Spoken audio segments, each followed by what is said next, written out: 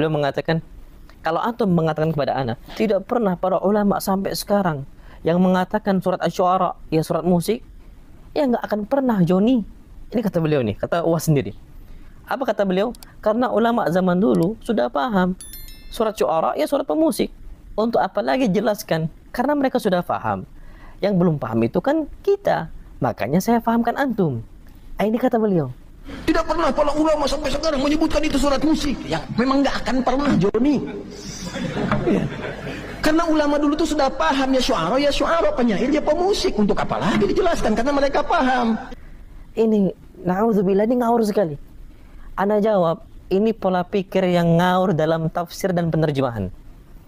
Kalau memang betul para ulama itu paham bahwasanya makna syair yaitu pemusik, maka tentu mereka sudah tulis dalam tafsir-tafsir mereka. Karena itu ilmunya. Nah, ketika terjemahan syair itu bukan pemusik, ya mereka nggak akan memasukkan itu. Contoh simpel loh ya. Contoh simpel nih, semisal kita tahu, Masya Allah Tabarakallah Rahman, tafsir Allah SWT berfirman, wal adiyati dhabha, demi kuda yang berlari kencang. Al-adiyat, para ulama menyebutnya dengan kuda. Tiba-tiba, semisal nih, Uwah menerjemahkan al-adiyat itu dengan kodok, demi kodok yang berlari kencang.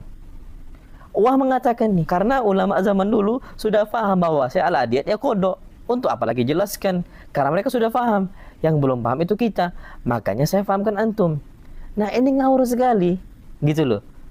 Kalau memang betul wal adiyat ini adalah kodok, ya pasti ulama udah nulis. Sama, kalau memang betul arti syair adalah pemusik, maka mereka sudah nulis. Syu'ara adalah pemusik, mereka sudah nulis gitu loh ya. Betul apa yang dikatakan beliau kaum muslimin.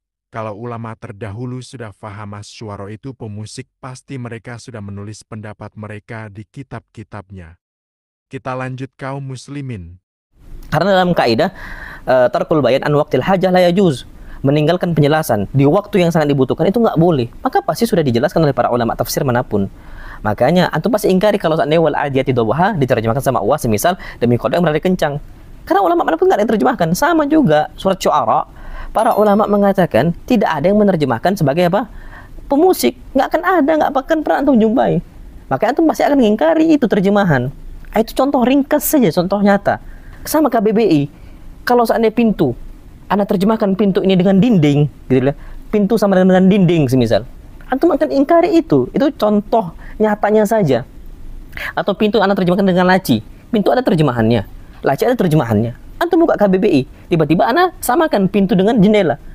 Di KBBI nggak akan jumpa. Tiba-tiba Anda ngomong nih, ahli bahasa zaman dulu sudah paham. Ya pintu itu artinya ya laci.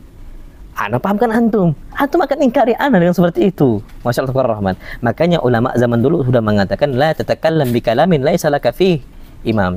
Jangan engkau mengucapkan sebuah ucapan yang mana engkau nggak ada pendahulunya. Ulama manapun nggak mendahului kita, maka jangan kita ucapkan. Baiklah kaum muslimin, itulah tadi bantahan dari Ustadz Abdurrahman Al-Amiri. Dan dari penjelasan beliau kita tahu bahwa logika yang dipakai Uwa ini salah ya kaum muslimin.